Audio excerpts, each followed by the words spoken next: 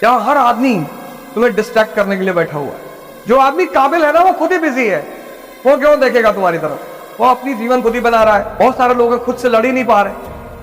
राजा बनने में खुद से लड़ना पड़ता है ना, सिपाही को दूसरे से लड़ना पड़ता है। यही राजा और सिपाही में फर्क है। सिपाही दूसरे से लड़ता है, दूसरे को मारता है, राजा अपने से लड़ता है। वो बहुत खतरनाक है, अपने से लड़ना। उसको पालन कर पाना, उसको फॉलो कर पाना, वो हर आदमी के बस की बात है कि नहीं? तो कुछ लोग 2-3 दिन कर ले आते हैं, अब नहीं मिलना किसी से।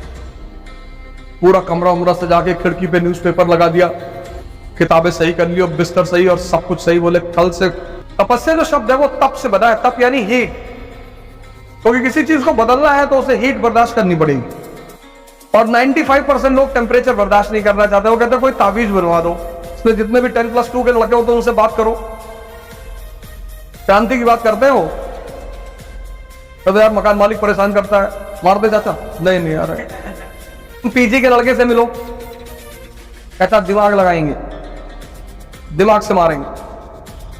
फिर तुम 45 साल के आदमी से मिलो, फिर वो कहता है कि भैया जो दूसरों को परेशान करते हैं भगवान सब देख रहा है। भैया भगवान क्या देख रहा है? तो टाइम है देखने का।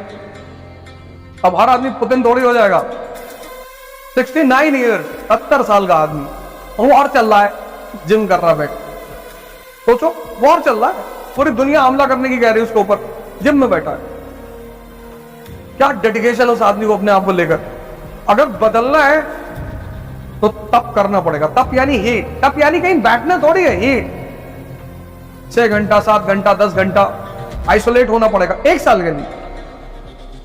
और एक बार तुम्हारा मन अकस्टम्ड हो जाएगा ये सब काम करने का, फिर वो खुद ही दूसरी तरफ नहीं जाएगा। फिर लोग तुमको घमंडी कहेंगे, पागल। अगर इस तैयारी में लोग तुमको घमंडी कहने लगे हैं, पागल, तो तुम समझ लेना सही रास्ते पे जा रहे हो। इसलिए मैं बार बार कहता हूं कि बुद्ध को और अंबेडकर को, 2 आदमी को पढ़ना बहुत जरूरी, बहुत। किसी भी अंबेडकर को तुम दलित मत मानो, कोई फायदा नहीं है। अंबेडकर हर उस आदमी के लिए रास्ता है जो जिंदगी में फंस गया। लेकिन वो आदमी चूंकि बुद्ध से जुड़ा हुआ है, उस आदमी को यही बात तो समझ में आ गई, इतना महान कैसे बन गया वो आदमी। उस आदमी को बस एक बात समझ में आ गई कि बॉस अपने मन को जीत लो। और ये बात सिखाई किसने? उनके ब्राह्मण टीचर ने, जिसकी टाइटल ली उन्होंने अंबेडकर। नहीं तो तुम्हें कोई गाली दे और तुम डेली क्लास जाकर बैठ सकते हो, कभी नहीं बैठोगे। लेकिन वो मास्टर जो पीछे बैठा हुआ था ना, वो बताता था कि कोई बात नहीं, कृष्ण को भी गाली पड़ती थी।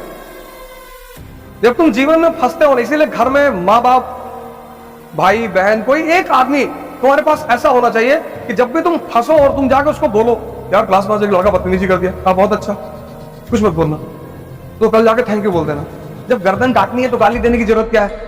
तो गोवा गया, वहां पैराग्लाइडिंग होती है समंदर में, तो हम चले गए। हम करीब 12-13 लोग थे। तो हम जिस शिप में बैठ के गए स्टीमर पे, उसमें मैं अकेला पड़ गया और बाकी मेरे सारे दोस्त दूसरे स्टीमर में। और हम जिस स्टीमर में थे उसमें करीब 9 लड़कियां थी और मैं सबके पीछे बैठा हुआ था।